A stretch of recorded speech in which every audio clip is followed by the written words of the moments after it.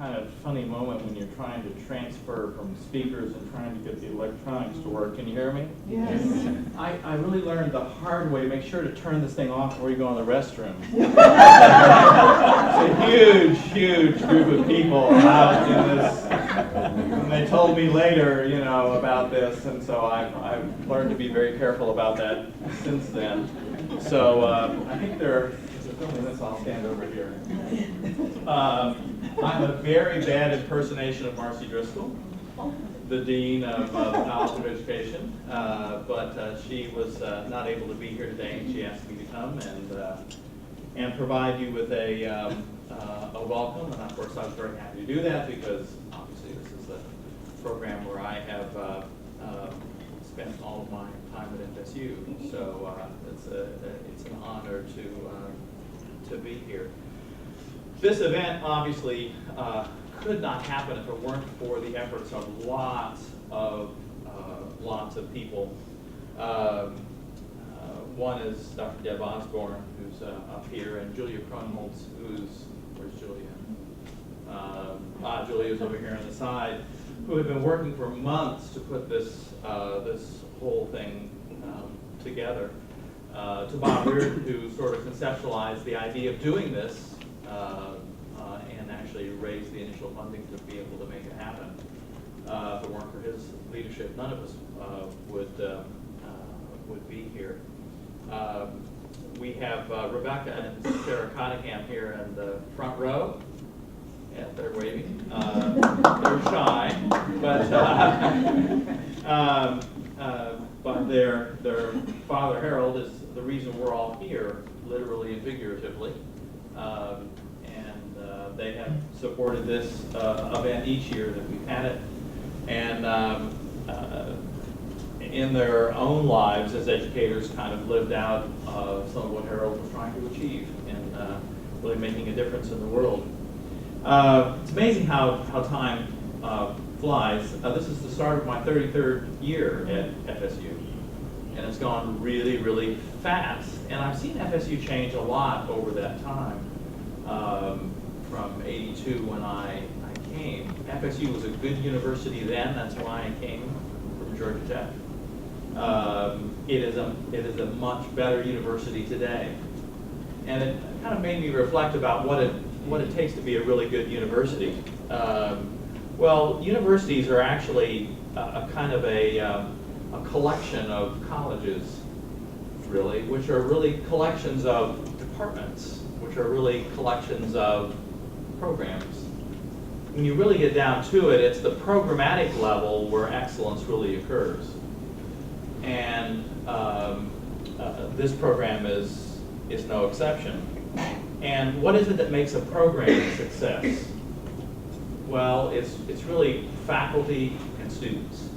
And I think the job of an administrator at FSU is to do everything they can to make the interaction between the faculty and the student a success. Because that's really what we're about, is creating new knowledge, because we're a research university, and the faculty and students share in the creation of that knowledge through research, and then through good quality teaching, we're helping students to gain the kind of skills they need to go on and be successful in the world. In the case of this program, both as researchers and as practitioners.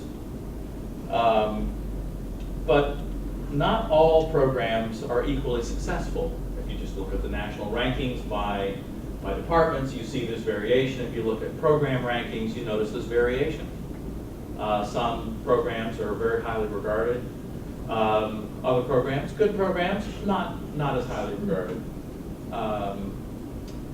This particular program seems to be very highly regarded. Well, what contributes to that success that we've had? Well, it's the faculty and it's the students. In this program, the number of national professional association presidencies is amazing. State association presidencies. If you take a look at the National Career Development Association, American Counseling Association, American Psychological Association conferences, and you look at the number of students and faculty who present, we have a much higher ratio of activity at those professional association meetings than you find in a lot of other institutions. the amount of research that gets done, the collaborative research, the number of times that students publish. I don't have the exact figures, but if you look at students publishing with faculty, this program ranks up really very high in the university in terms of the number of times that students publish with faculty. And that really makes a difference in the quality of the program. Well, is this just kind of a happy accident? Was this just the right people kind of at the right time?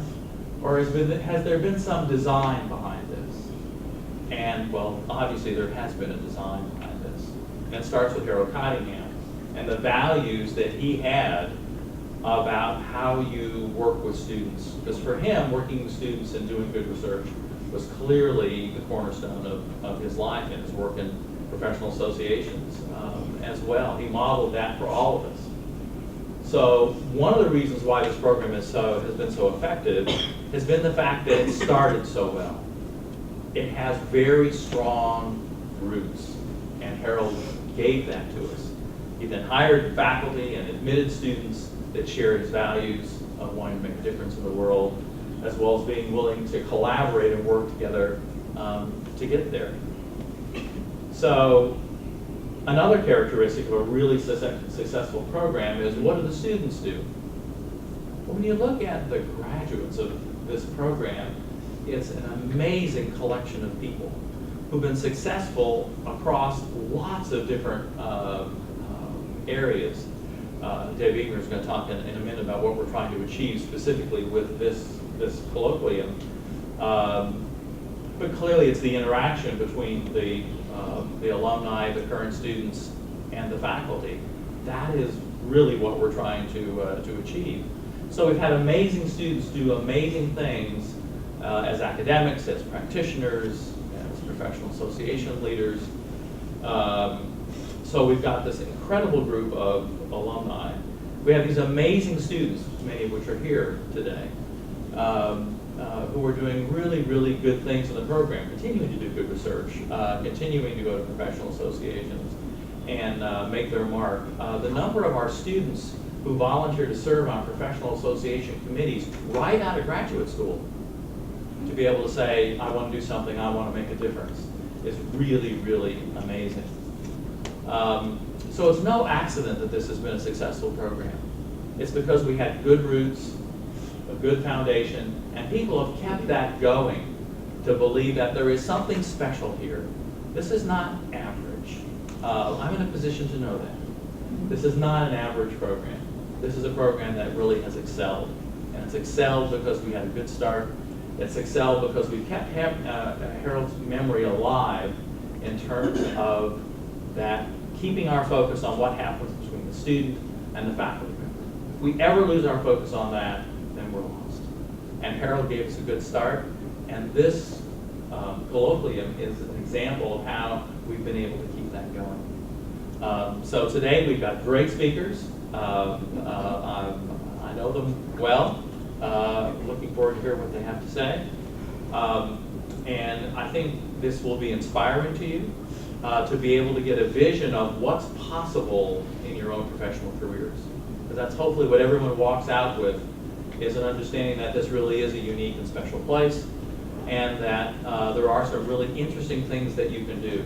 So listen to the people as they're speaking, and think about yourself in your own lives as students, and about what you want to do, what kind of mark you want to make. Here's some examples of people and how they've chosen to do it in different ways, but both in important ways.